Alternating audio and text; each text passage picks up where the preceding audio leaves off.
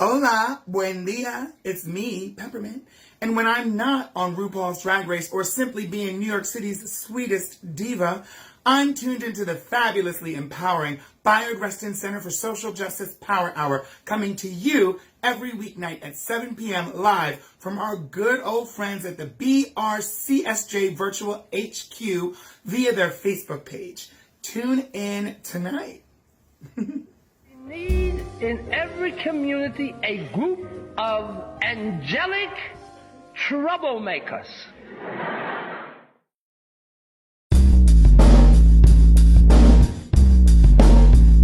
Social justice,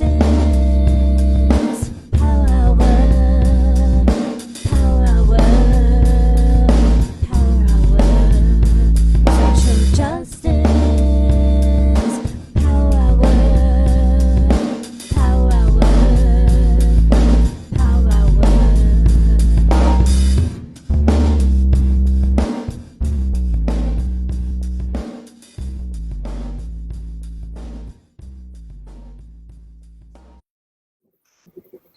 Good evening to our friends on the East Coast, good afternoon to our friends in the West, and good in-between time to our friends in those in-between spaces. Welcome, welcome, welcome, my friends. Welcome to the Social Justice Power Hour. Welcome to the virtual headquarters, the Bayard Rustin Center for Social Justice.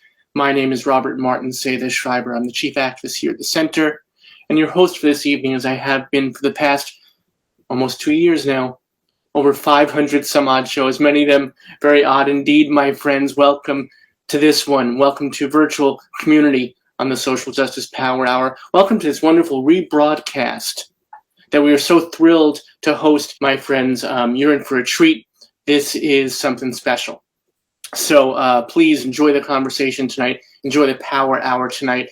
And coming up on the show, as I said at the outset, we are here 7 p.m. Eastern, 4 p.m. Pacific every single freaking weeknight. So please do be with us. But we also want to join together again in real community, in person, when safety and sanity allows. As many of you know, we lost our space during the pandemic. We lost our home. We lost our headquarters. We're looking to gather together again.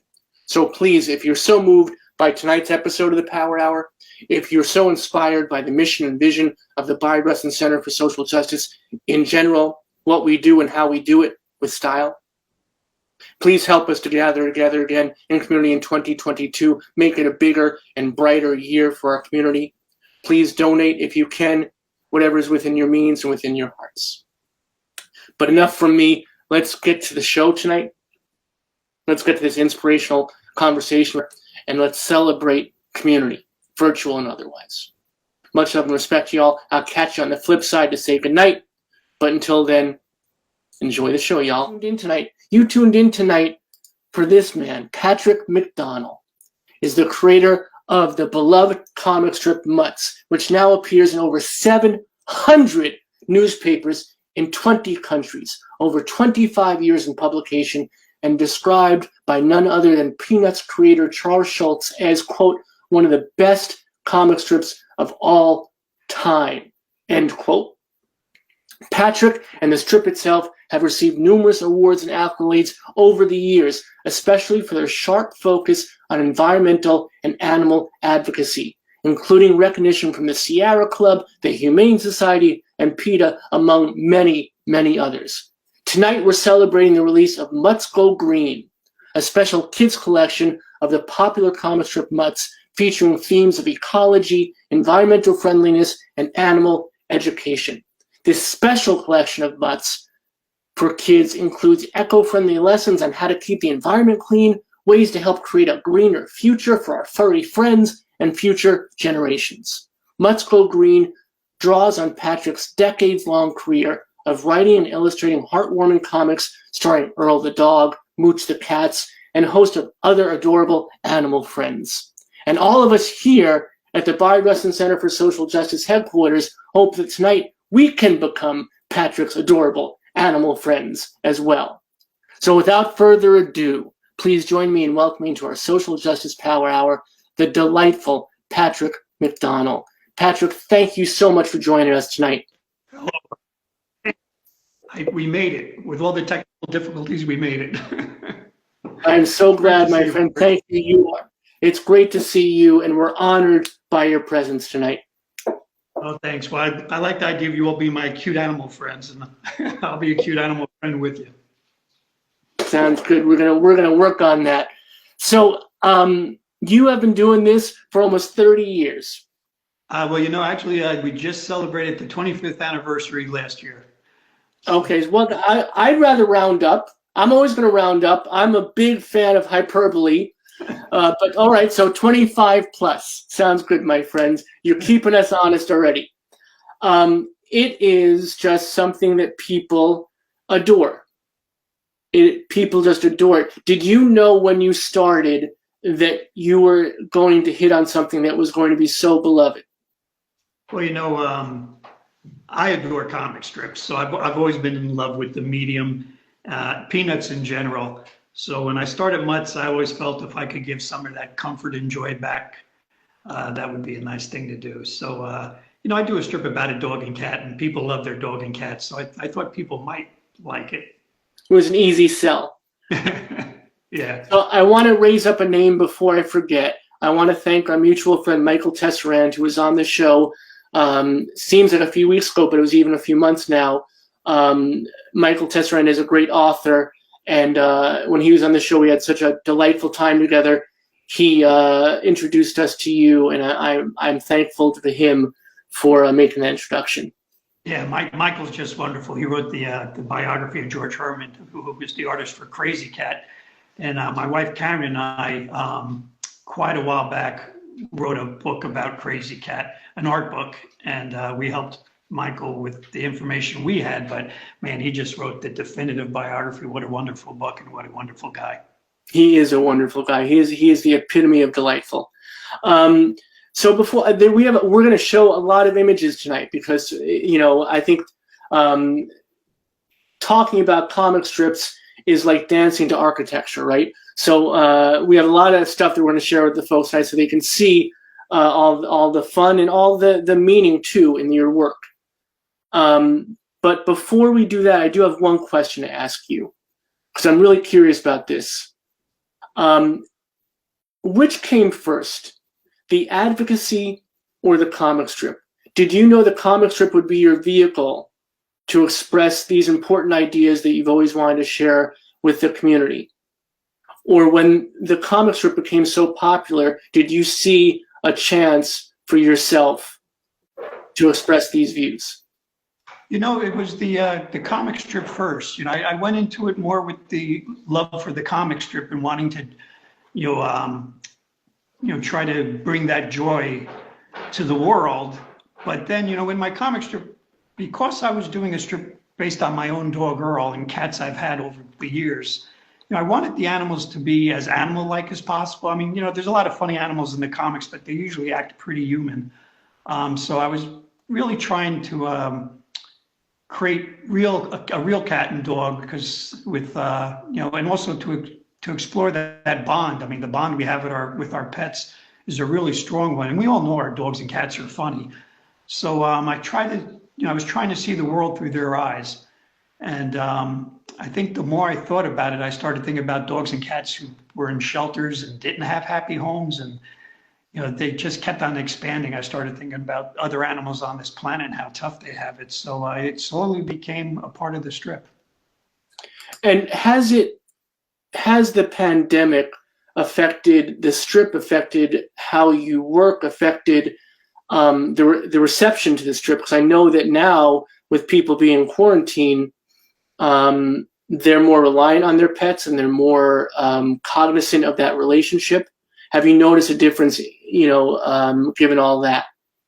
Well, I think probably one of the only pluses for this pandemic is dogs and cats. Boy, the shelters are clearing out of all the animals. People, have time now for dogs and cats. And even in my own neighborhood, I walk my dog every day, and it was rare that I would see other people walking their dogs. But since the pandemic, oh my God, I see whole families walking the dog.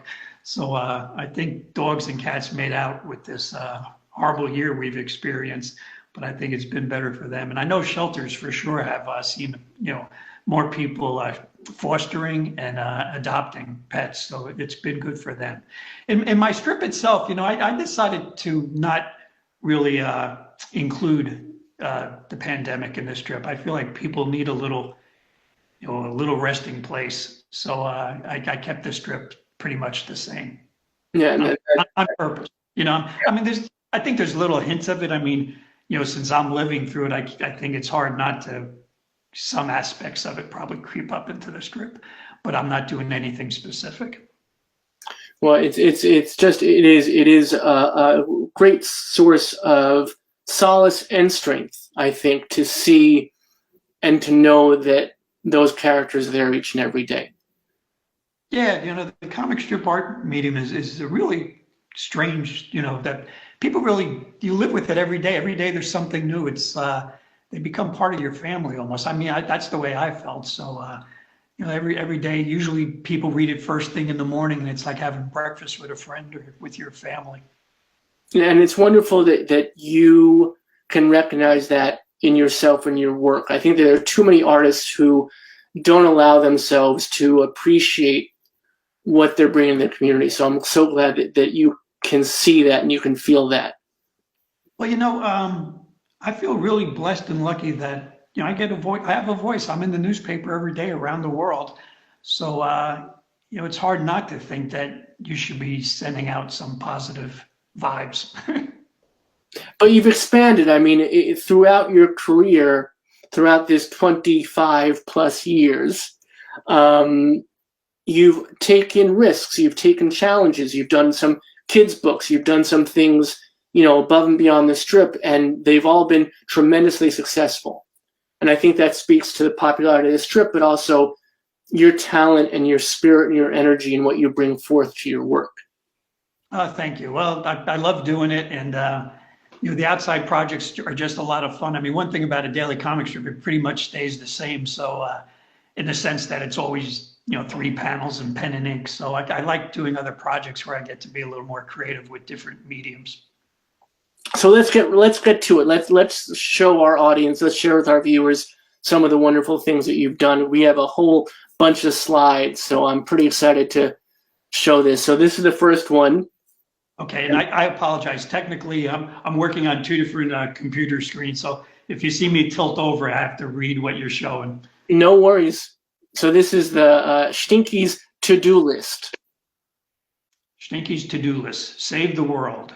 Wow. It's a good thing I got up early. So Stinky's my little animal activist in this strip, and I thought that was the perfect strip for the social justice hour. I always think of that quote from Mr. Rogers that his mother told him, that in times of disasters, always look for the helpers. And I feel like you and your show are the helpers, and Stinky's the helper in the Mutts strip. That's very sweet of you to say. I'm a little vulnerable tonight, so you're going to make me cry. But it's beautiful because it encapsulates that idea that here's this monumental task, right? And Stinky's like, hey, I got up early. I did it. No worries. Exactly. So, and those are the type of people that do it. I'm lucky with Mutts. I get to meet. I've got to meet a lot of people who help animals, and that's their attitude. I'm so impressed with people that just get up every day and try to save as many animals as they can, and don't think twice about it. Just do it. I read a quote, and forgive me, I don't have it exact. And this was sent to us, by the way. I do want to give a shout out to Chris, who's in our comment section, who has been with us almost from the start.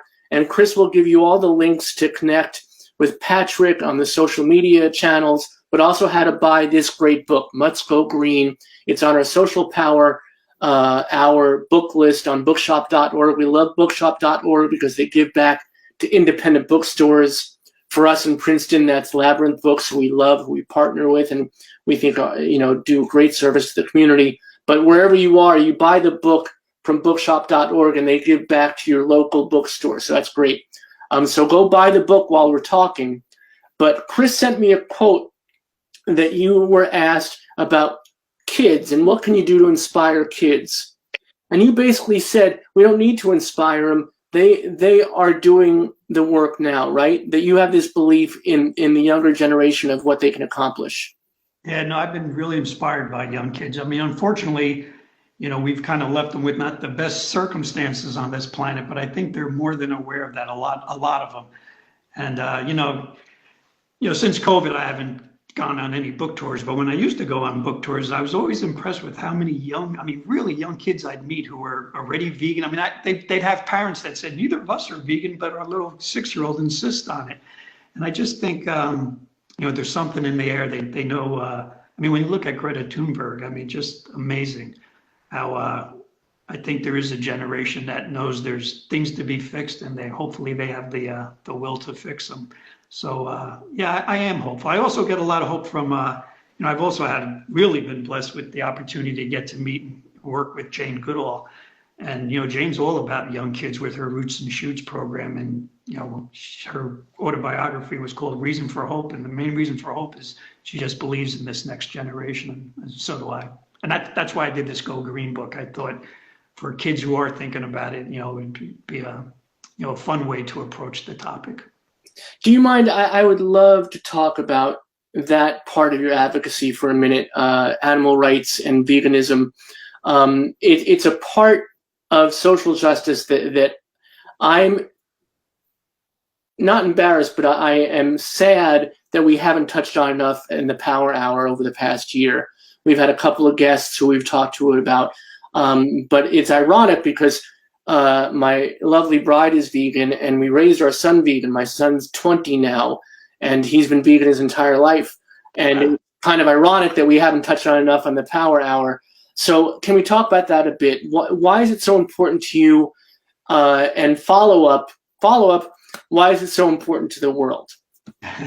Sure, I'd love to talk about it. I don't get to talk about it that often in interviews, so I'm more than pleased to talk about it. It's so powerful for all the reasons. I mean, just, even selfishly for your own health. I mean, it's just so much healthier to eat a plant-based diet. And, the thing nowadays, God, I mean, I've been vegan for vegetarian for probably 30 years, but vegan for maybe 15, I think.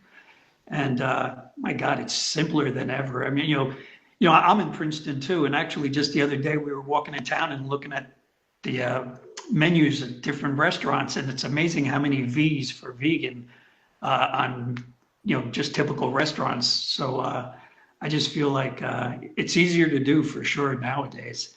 And so again, selfishly for your own health, but then for the health of the planet. I mean, producing meat is the reasons they're cutting down the rainforest, so they can raise cattle and bring out more meat. It's it's a big part of the ecology and the planet going to shit. Excuse my phrase there, because please, totally censored here. Speak your mind. And then most importantly to me is just the animals. God, when you look at it, their conditions in factory farms and how miserable they have it on this planet, we are the devil when it comes to that.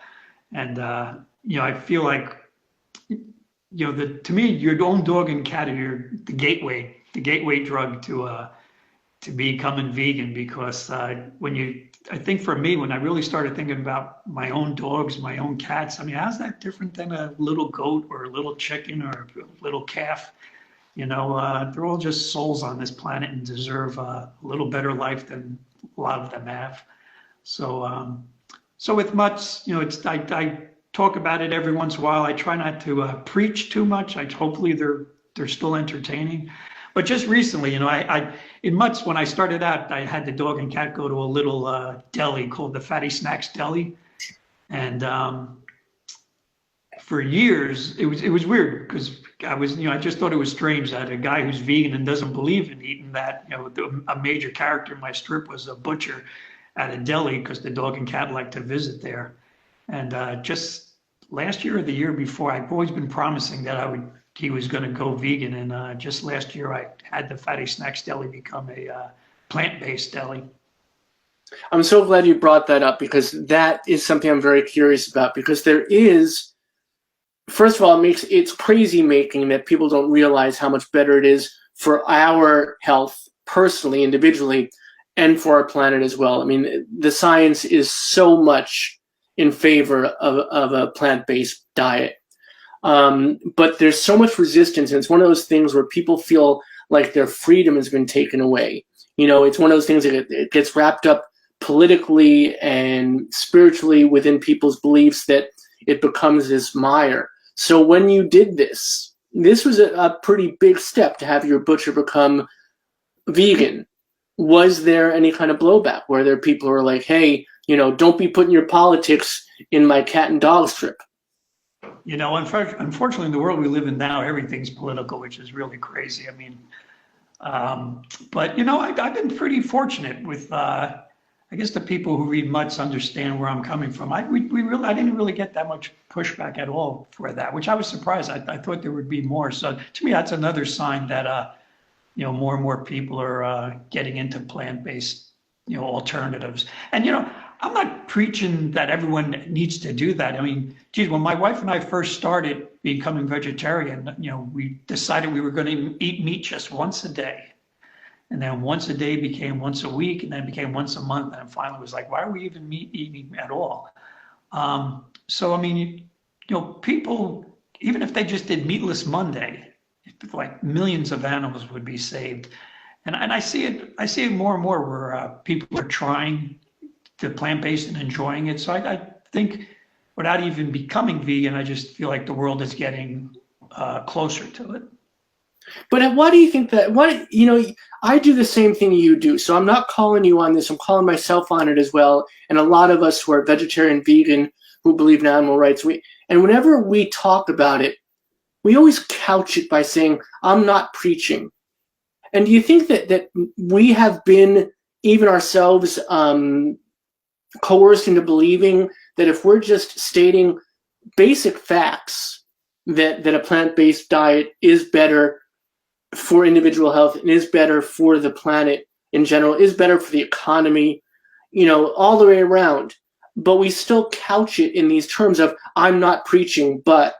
And why do you think that is? Why do we get stuck? I feel like we're stuck in that trap. We're using their language when we should be proud of what we're doing and just want to share that. Does that make sense? Yeah, no, I agree with you 100%. But I also feel like, you know, food is such a personal thing. I think it's really tough for some people, and you don't want to get people angry about it. You know, you want to me, if I can just get even, you know, a handful of people to try a Meatless Monday or think differently about it. You know, it takes time. So I mean, I agree with you. I mean, you know, personally, I would love to scream about it, and and I feel like I do on occasion in Mutts. But I also feel like, you know, kindness is a good way to go too. So I think it's a combination of the two. But I just think it's slowly going to happen because it's the right thing to do. And I think I've always said it, and now it's coming true. I always felt like vegan chefs were going to change the world, and you know, as these products become more and more tasty and as they become cheaper, that's really what's going to do it, I think. And, you know, it's amazing, even fast food you find turning over, and you find that a lot of the chains are having wonderful, trashy food that is vegan, and it's wonderful to be able to have, because the truth is, I'm not a healthy eater per se. I just don't want to hurt animals while I'm eating. So I love junk food. So to find these options are now becoming so much more prevalent. It really is a kind of a new food order, as it were. Exactly. Yeah. So I do want to. We got a question. Someone from the audience, Chris says, "I'd love to ask how it was to work with Eckhart Tolle, an amazing spiritual leader and powerful force to collaborate with." Yeah, that was a book I did quite a few years ago called Guardians of Being with Eckhart Tolle. And Eckhart Tolle wrote The Power of Now, if you're not familiar with him, but just a great spiritual teacher. And boy, what a great book. I mean, it changed my life. And so I was a big fan of his and read all of his books and listened to his audio tapes. And, the artist in me really understood what he was talking about when he talked about being in the present moment. I think the artist in me really got that. And the other thing that he did a lot in his things, he talked about animals and how animals help us bring us to the present moment and get us out of our, the chattering head. And I started, underlying all the quotes he had in his books that talked about animals. And then I started playing with a few, I actually started doing some Mutts strips based on those thoughts, how Earl and Mooch, help you bring you into the present moment. And then I thought it might be interesting to combine my cartoons with his quotes. And I was lucky, my book agent knew someone from Omega up in upstate New York, and they knew how to get in touch with Eckert. And we sent him a draft of what I was thinking about. And I was lucky that he said he liked the idea. So between the two of us, I'm not really a computer person, and neither is he. So I think his assistant and my wife did a lot of the communications back and forth. And I put the book together. He added some new quotes and fixed some quotes that he wanted to change a bit. And actually, probably a couple of months after the book was printed, I got to meet him in California at one of his talks, and I actually got to meet his dog too. So I thought that was pretty special to meet Eckhart Tolle's dog. That's great. We have Jill says, I want to thank you for creating Mutts. The simple sweetness of all the characters is a balm to my soul and makes me happy. That's the greatest compliment. That's what Peanuts was to me when I was a little kid. Every night I would read a Peanut strip before I went to sleep. So if someone's enjoying Mutts that much, that means a lot to me. That's so sweet. And here's our friend Michael Tesserand, who we gave a shout out before.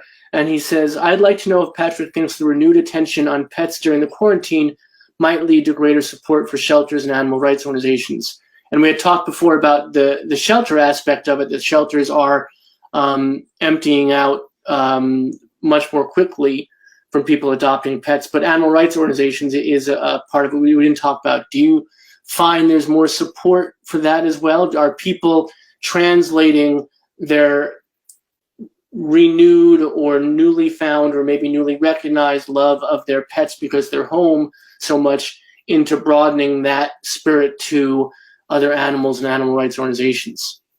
Well, I mean, I don't have the stats on that. I certainly hope so. I do think people are now aware of their local shelter and how great it is to have a little furry friend in your life. So I think, and just being home, and I think having your pet there with you, I think you start understanding them better. And I also think, going back to the vegan point of view, I mean, this whole thing, they were talking about people eating bats, I mean, I think it's really helped wake up the idea of how we're producing meat, all over the world here with, that factory farms aren't healthy, not only for the animals, but eventually not going to be healthy for us. So, I know that was getting a lot of press in the beginning about, factory farms and how all the animals are grouped together and disease is going to happen. So hopefully people become more aware of that. Yeah, I'm hoping myself too, right? There's so much of a reckoning that needs to happen from what's occurred over the past year. And I'm hoping that is also right. That is one of the things that was focused upon early on and then got lost in the shuffle of the everything. So hoping in the new normal that we readjust so many things, including our eating habits and how we treat not only each other, but our animal friends, and looking at the whole picture. So speaking of, let's look at some more work, because you and I could talk all night and I'd enjoy it. But so here's the book we're talking about again that we're celebrating that just came out, Mutts Go Green, Earth-Friendly Tips and Comic Strips. Actually, I think it comes out Friday, I think. We're ahead of the curve? Ahead of the curve, yeah, March 30th. So go pre-order it. I was reading this weekend. This was delightful. This is The Art of Nothing. This is 25 years of Mutts and the Art of Patrick McDonnell. Now, how do you go about this? And there's your friend Eckhart Tolle, who did a forward, and Linda Barry, who I dig the most. I'm a fan of Linda Barry's work from back in the day. Oh my God, isn't she great? She's the great. She's fantastic. Yeah, So I was really lucky. My editor, we were trying to figure, maybe someone we could write a forward or something, and then we thought of Linda Barry, and she said she would do it, but so interesting. She said, you know what? I thought we would get on the phone and do an interview, but she said, let's become pen pals. And for 3 months, Linda and I exchanged letters like pen pals, and my letters, I'm so loosey goosey and very sketchy looking. But her letters were like written by a monk, her hand lettering, the little drawings she did on her letters. So at the end of the day, I thought she was going to put her letters with my letters, but she ended up just taking my letters and editing them and making a little collage out of them that's included in the book. But someday I have to print her letters because they were beautiful. I really think she's a genius. I think that what she does, and I don't want to go on and on about Linda Barry, but I could. But what she does a whole series on how to draw and really unlocking creativity for folks. So I want to tell folks, seek out Linda Barry's work. It's definitely worthwhile. But speaking of this book, how does one choose? So when one has 25 years plus one years of work behind them, how do you find the works that are most meaningful? Do you find work that you find that was important to you personally? Do you find work that was most effective for other people that you've gotten the most response from, or do you find a healthy combination thereof? Yeah, I think it's mostly intuitive, just things that felt right to me. With this book in particular, I really wanted to show the process, and my favorite things are my sketchbooks, which are, again, I love any artist's sketchbooks. I feel like they're so free and you really see the ideas come alive. So I included a lot of sketchbook pages in there that have never been printed before. And then I try to choose strips that just intuitively felt like they were important to me, or, and for different reasons, for, their message, but then again, just if they were funny, and just artwork wise, ones that I was proud of how they looked. And you never know, this is the second, I did a book a couple of years ago, The Best of Mutts, like after 10 years of Mutts. And when I would tell people that I was doing this book, they would, more times than, most, they would tell me what their favorite Mutts was. And not one person ever mentioned the strip that I included in the book. So people's taste of what they like are always different. So this book is probably more my taste, and hopefully, the readers will think they're good too. Well, I have no doubt about that. I think that, and here, this is amazing. So I did not know this. Your work is on a license plate. Yeah, right here in New Jersey. Quite a few years ago, I was asked, New Jersey was the first state to do an animal-friendly license plate, and 85% of the money goes to helping spay and neuter pets. So they were running out of plates, and they asked me if I could design a new animal-friendly plate, and I thought they wouldn't want to use mutts, and I said, could I use mutts? And they said, sure, we want you to use mutts. So it was a real joy. It's nice when I drive around and you see a mutts, animal-friendly license plate. Now, that particular plate belonged to my mother, who was a great mom, but as you can tell, not the best driver. That plate's pretty beat up. Oh, that's perfect. That's absolutely perfect. And here's another strip. Yeah, I included this one because this was the actual first mutt strip ever from 1994. And you see Earl with his head out the window and his tongue flapping. And then Ozzy gets out of the car and says, okay, we're home. And his tongue's, still flapping there. And I didn't realize when I did this strip, but I think it's autobiographical in the sense that I was a magazine illustrator for a good 10 years, or maybe even longer. And the whole time ever since I was 5 years old, I wanted to be a comic strip artist. And I kept on saying, I got to draw a comic. And with Mutts, I finally did it. And, like this strip here, I really did feel like I was home. So I think that strip is more about me than it is about Earl. And so did Mutts come to you fully formed? Did it evolve over the years? Or was it something that came to you and like, this is it. I know these characters. I know this place. I know this tableau. I know what we're doing. And here we go. Yeah, and to a certain extent, it did come fairly formed. I was a magazine illustrator beforehand, and in my magazine illustrations, I kind of had a cast of characters, and it was the Aussie character. It was this big guy with a mustache, a big nose guy with a mustache, and I always drew this little white dog with a circle around his eye, and most of my illustrations just as a little friendly character. And when I started the strip, one of the things that inspired the strip wasn't only my illustrations, but I wanted a dog my whole life, and I didn't get one until I was in my 30s. And that dog was Earl, a little Jack Russell Terrier, and he was what really actually it might even be the next picture on the slideshow. Yeah, there he is. So that dog inspired. I said, yeah, I'm going to make the dog the star of the strip, and his owner's going to be the guy with the big nose and the mustache. And I really wanted it to be about the dog and the bond we have with our pet, because I had such a strong bond with Earl. Earl was everything I'd want a dog to be for my first dog. And then I was playing around with it and sketching a few ideas, and I sketched a little black cat that I thought could live next door. And when I did it, I really thought it was going to be like a week's worth of jokes, but just the way cats are, Mooch came into the strip and took over, and then it became a dog and cat strip. And from there, the thing that's interesting about a comic strip, unlike a novel, you don't really know where you're going. It's more like daily life. You just kind of do it, and it evolves, but it's not like you have a destination. You just kind of enjoy it one day at a time.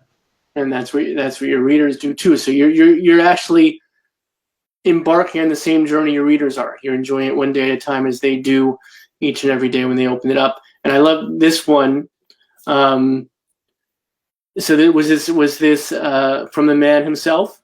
Yeah. No, the greatest thing about becoming a comic artist was I got to meet my hero and become friends with Charles Schultz. And he did this for the cartoonists get together every year, the National Cartoonist Society. And we have a little Rubens dinner, and they put a program, and each artist draws a little cartoon, and he surprised me with drawing Snoopy with Earl, which, my God, I still can't believe it, to tell you the truth. Yeah, that must have been the end all be all, huh? He's the reason I became a cartoonist. Peanuts was my life, and when I showed him Mutts and he liked it, I felt like, okay, I could quit. Don't you dare! Don't you dare! All right, and here we have some more. Ozzy says, "Sit, stay, shake, good boy." And Earl says, "What I'd really like to learn is how to open the fridge." So you think if we taught the animals to do that, do you think that's what's lacking? It's not that they can't do it, because they're never taught. They're never given the skill. I've seen, now that you think about it, I've seen on different TV shows, I think pigs can do that. People have those little pot-bellied pigs, and I've seen pot-bellied pigs open the refrigerator. So, that could be dangerous. So this when Mooch gets a new bed, but not so much. Millie says, "Look, Mooch, new bed, great. Let me know how you like it." So I love, I in my past life, I was an artist when I had time to actually sit at my table and get my fingers all inky. I love your use of negative space. And how do you, is that a natural occurring? Do you think about how you're going to lay things out? How much penciling do you do beforehand? And I don't want to get too wonky, because I'm probably the only person watching interested in the process, but I find it fascinating. How much of it from, pencil smearing on the side of your hand to ink smearing on your fingers, is the process of the strip itself? Well, the first process is the sketchbooks, which, again, if you get the Art of Nothing book, you'll see how those look. And those I love, because it's just your brain's just floating. And, the secret is to get out of the way. You just really get an open head and just start doodling. And those doodles lead to little funny thoughts. And so those drawings I love probably the most. But then when I actually do the strips, I do I pencil everything, and I do a fairly light pencil. And then when you ink it, you really try to capture the emotion. Are there any strips that don't work? Have there been strips where you've actually completed it and looked at it and said, you know what, I'm starting again. This just didn't happen the way it was supposed to happen? Honestly, I think that happened a little more in the beginning because, boy, I really didn't. I wanted to be a comic strip artist my whole life, but I really never realized how crazy the job is. And I definitely learned on the job. So the first couple of years, there were probably, quite a few that didn't make it. Nowadays, God, I've been doing it for 25 years. So it's very, very rare that I would throw something out. Yeah, so that must be nice. And here's another one. This is Earl and Mooch together. Earl says, I'm a dog, he's a cat, yet we understand each other completely. And they look at each other, and Mooch says, what are you talking about? So timing is something that's so important in comic strips in general, but in your work especially, because you're talking about this platform of a cat and a dog, which in the hands of a lesser artist could become banal, could become repetitive, but you always seem to find the timing that makes it work. Yeah, I think that's probably one of the most important things in doing a comic strip is the rhythm and timing. I still play drums, but I used to be a drummer, so I think that helps. But it is all about timing and pacing. So we can. That's the first set. So we're going to the second set now, and this is a piece you did, and I love this for many reasons. But tell us about this piece. Well, I wanted to talk about, how I got into the, so I was doing this strip for, I think, a year or two. And, and Earl and Mooch have nice homes and, guardians that love them. But I kept on thinking about all the dogs and cats in shelters who didn't have that. So I figured out, I was trying to figure out a way I could put that in the strip. So I started in my sketchbook doing stories about shelter animals. And then the Humane Society of the United States had gotten in touch with me and said that in November was National Animal Shelter Appreciation Week, and could I do something about that? And I thought, wow, that's the perfect week to do these stories I've been playing with. So that slowly became part of the strip, and twice a year I do 2 weeks worth of strips about animals and shelters to promote adoption and fostering. I really want to make this crystal to our audience. So for 2 weeks every year, you spotlight this. Yeah. That's pretty phenomenal. And again, getting wonky though, I see that crown on top and it reminds me of Basquiat, and I love the always seeing that kind of when art kind of informs and makes you think of other things, make you see other things. It's a great poster. It's really strong. Oh, thanks. And yeah, God, Basquiat was the best. And in my strips, in the Sunday pages, we have things called title panels, and I try my best to do little homages to my favorite artists, and I've done quite a few with Basquiat. I don't know if I'm going to try to get it on the screen so you can see it. But oh, nice. there's my crown, my tattoo, and it's the imperfect crown, so it makes me humble. It's not a grandiose thing. It's more like, remember, feet on the ground, and nobody's perfect, baby, right? That's right. All right, so here's is this a Sunday strip? Is this a? Yeah, that's a Sunday strip without the title panel, and it's so small I can't read it. But it's basically the cat Stinky talking about he wants to go visit angels, and the cat guys are saying angels, and he ends up going to the shelter that rescued him and found him a home, and he considered them his angels. How much do you enjoy the Sunday strip? How much more freedom do you have with it? You're talking about the title panel and being able to homage artists that you respect.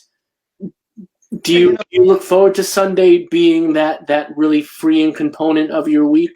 Well, it definitely, there's definitely more room to play, and then it's always fun to do color too on the Sunday pages. And I think being a fan of Crazy Cat, it was the Sunday pages that were just so experimental and so much fun to play with. So yeah, I do look forward to that. But I have to be honest. I mean, I think I flipped. I used to really love the Sunday pages and spent a lot of time on them. But now I like the Zen quality and the simplicity of just 3 panels, and just I really enjoy doing the dailies now. Like I'm a less is more guy, and so how Zen can you go? How less can you go? So that excites me now more than elaborate Sunday pages. And that's so interesting. So you're evolving yourself, and I mean, this is So is this part of that 2-week series? Yeah, this was this one I picked out here. I'll read this one. It's a dog named Sky. He says, "Sure, I know I'm deaf, but I'd still make a great companion. Just do like I do. Listen to your heart." So the reason I picked this strip to show is as a really interesting story. So I got a letter from a police officer, and she writes that she was part of a drug bust, and it was her job to take the drug dealer's deaf pit bull to the shelter.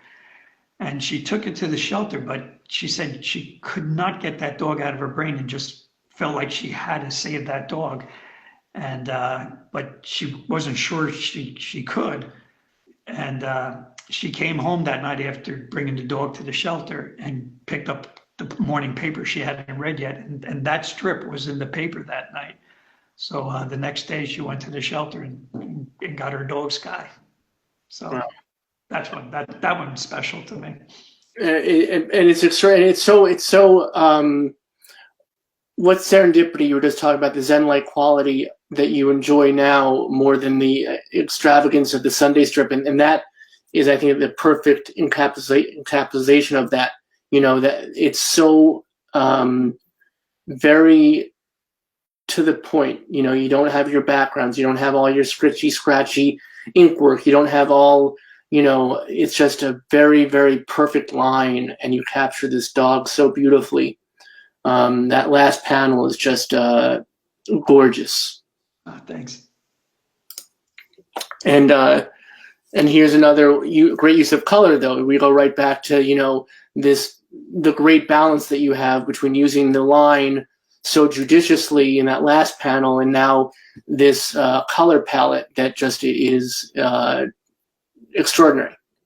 Yeah, this is an early guard dog strip. And guard dog's a dog that's chained in his backyard, and the strip is "Beware of Dog," and then the last panel he says, "I might break your heart." And you know, guard dog started out in my sketchbook as I wanted to maybe have a villain for the strip, you know, some mean dog that would give Earl Mooch a hard time that, you know, I could do some jokes with. So I drew a tough-looking dog, and then I drew a collar around him and a chain, and then I realized, oh my God, you know, this isn't a villain, this is a tragic character. So I added him to the strip to hopefully get people to think about, you know, unchaining their own dogs and bringing them in the house. So, you know, I've been doing it for quite a few years. I promised I would make the Fatty Snacks Deli vegan, but I also promised that I would let guard dog off the chain soon, and that is going to happen soon. I did the Fatty Snacks, so guard dog's going to go free soon. But in the meantime, I really do feel like he has a you know, a message to tell. And you know, over the years, it's getting better and better. More and more states are passing you know, chain dog laws. So hopefully that will be something in the past soon too. Well, I can't hear you. No, because I muted myself. I want everyone to be able to hear everything you say. That's something I want to just touch on for a moment, because this hour is going far too quickly. How do you focus your attention and your energy and your time and your spirit on the causes that you choose? It must be so difficult sometimes to say, okay, I have this much time, I have this much energy, I have this much spirit that I can share. How do you find, this is what I'm going to focus on, this is what's going to be of import, this is what's going to make the most impact? Because I think that is difficult for all of us to find where we can put our efforts to best help each other.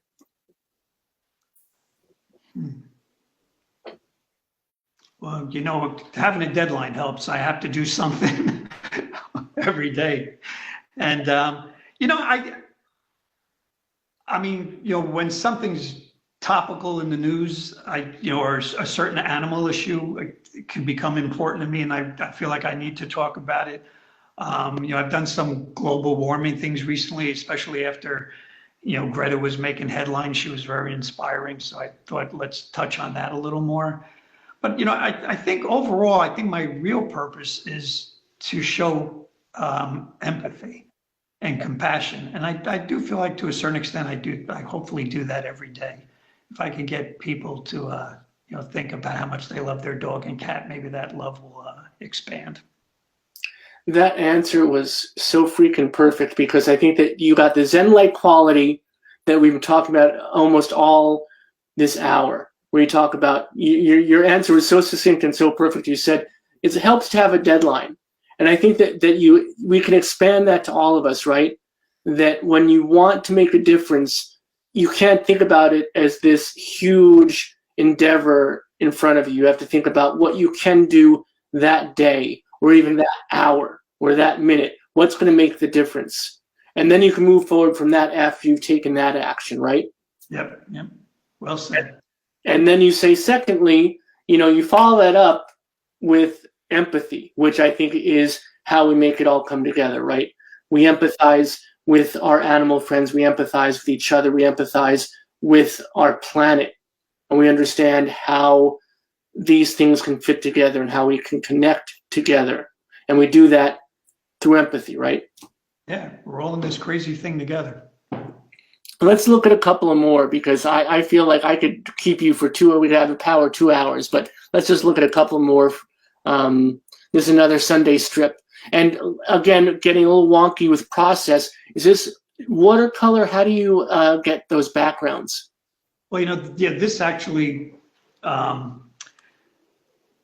in the day, what I used to do was I would do the black and white, then I would make a Xerox of it, and then I would watercolor it, and then I would make a color Xerox, and then you would have to put different numbers for each color for the printer to know what, it's a color guide for them to follow.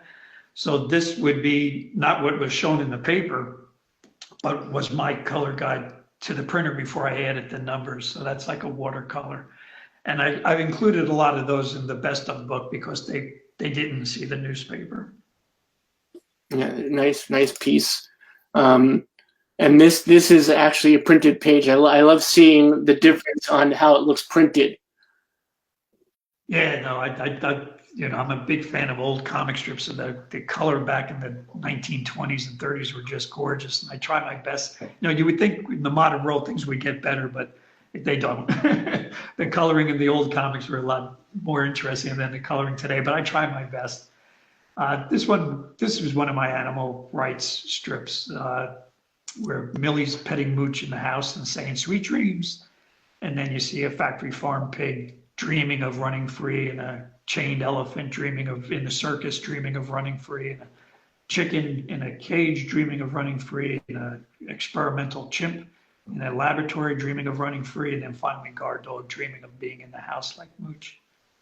But what happens when a guard dog does lose his chain? What's going to happen?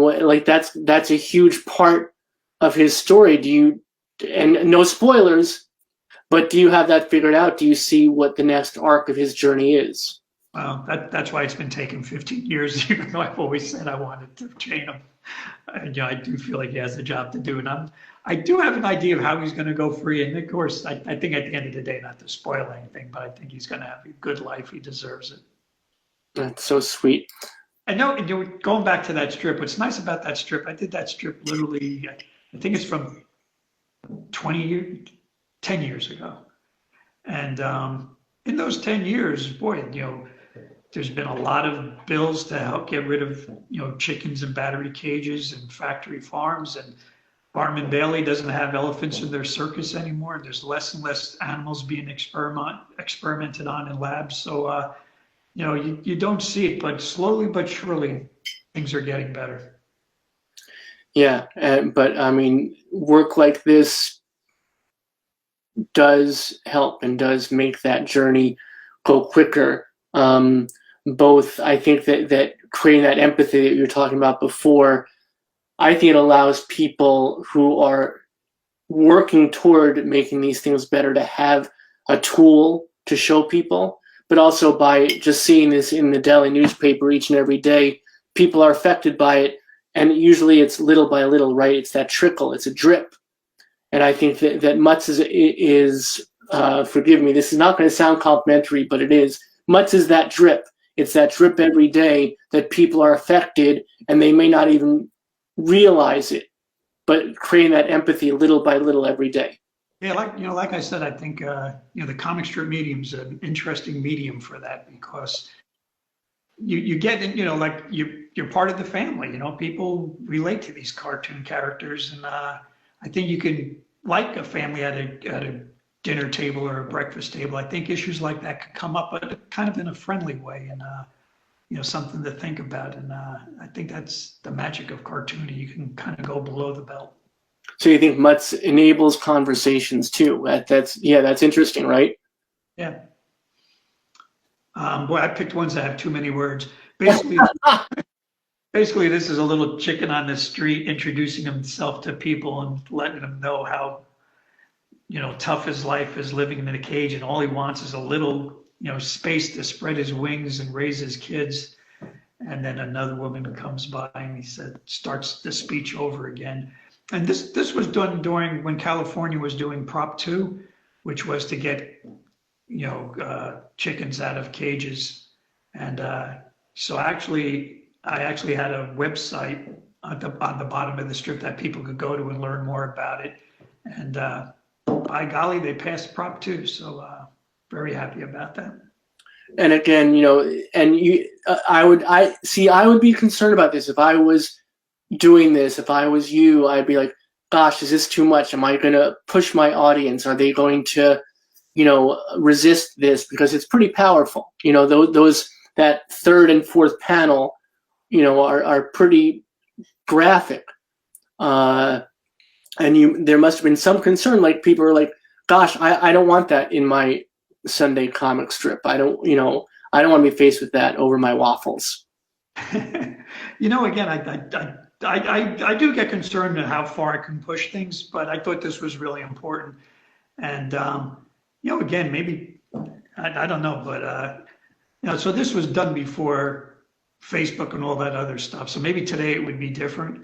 But again, for all the things I've done, I haven't really gotten that much pushback from animal, rights thing. I once had one of my characters, Sourpuss, make a joke about fake news, but it wasn't a political joke at all. This character, Sourpuss, every once in a while does cat news, and he just talks about things in his house, because he's an indoor cat. And one time he said something, then he made a joke that it was fake news. And I got more letters about that than the animal rights stuff. People upset that, So, you never know, right? You never know. I know that we're at 8 o'clock and it's the after party. Prince Be Proud. Can we look at just one more? Because this is Jane Goodall, and I just wanted to get this one on the screen for everybody. Yeah, this is Stinky saying, yes, Mr. Noodles, sometimes I get compassion fatigue. Gee, Jules, how do you get over something like that? Well, my autographed photo of Dr. Jane Goodall helps. And the reason I showed that one was that appeared in the papers, and the Jane Goodall Institute got in touch with me and asked if they could use it on their website. And I said, sure, you can use it any way you want. And I would love to send you the original to give to Jane. And they said, Jane was going to be in New York next week. Why don't you give it to her yourself? So that's when I had the pleasure and honor to meet Jane. And, the next slide shows the Me Jane book that I did, a little biography about Jane for children. So I love your journey. I love the fact that you've gotten in touch with so many of the folks that have inspired you. And it's a perfect way to end this evening, because I know that you've inspired so many of us. And we just want to thank you for that. Thanks so much, Robert. It was so much fun. And I'm looking at your comics rack and jealous. And someday we'll just have to talk about Marvel comics. That would be fun. I would dig that the most, my friend. I want to ask you a favor. I know that we had some difficulties, so we didn't talk pre-show. I'm going to say goodnight to our audience and play our theme song again on the way out. If you would hang out in the green room, I'd love to say goodnight to you personally, if you don't mind an extra minute. No, I'd love to. All right. This is Patrick McDonnell, everybody. The book we've been talking about all night is Mutts Go Green. Comes out this week. Chris has given you a link to go buy it. Go buy it. If you're not inspired now, I don't know what you're going to be inspired by. Thank you so much, my friend. The work you are doing. Can I give a fast plug and say you can find more Mutts on Mutts.com? Oh, yes. Chris, throw up Mutts.com. He has the Facebook right there, facebook.com/Mutts. And then Mutts.com is the website itself. Patrick, thank you so much. This has been just delightful, and we really real pleasure, real pleasure. All right. Thank you, my friend. So that is Patrick McDonnell, everybody, the creator of Mutts. Again, with him off screen, I want to say again, go buy this book, Mutts Go Green. And The Art of Nothing, too, is a great big book that is just chock full of all that magic you've seen on screen tonight. And it is really an honor to have a creator and an Imagineer and an inspiration like Patrick with us. So what I tell you, what a wonderful, extraordinary, inspirational conversation. What virtual community we're building here on the Power Hour. I want to thank you all for being with us in virtual community. Please do support the center. This virtual community that we're building is so wonderful, extraordinary, inspirational, but please help us to be in community in person. It is so important for our community to gather together, to see each other, to recognize each other, respect each other, to love each other. So if you're so moved by the conversation tonight, if you are so inspired by the very mission of the Bayard Rustin Center for Social Justice, our vision, what we want to do and how we want to do it with style, please do support the center. Please do support our community. Give whatever is within your means, within your hearts. Please allow us to gather together again in 2022. It's hard to be a safe space without a space, y'all. We look forward to seeing you here in the Power Hour every single freaking weeknight at 7 p.m. Eastern, 4 p.m. Pacific. And we do hope to be together again in community as well. We look forward to seeing you. We look forward to seeing you. Until soon, much love and respect. Please be good to each other. Be good to your families, chosen or otherwise. And please, especially, my friends, as always, be good to yourselves. You need it, and we need you here with us. We need in every community a group of angelic troublemakers.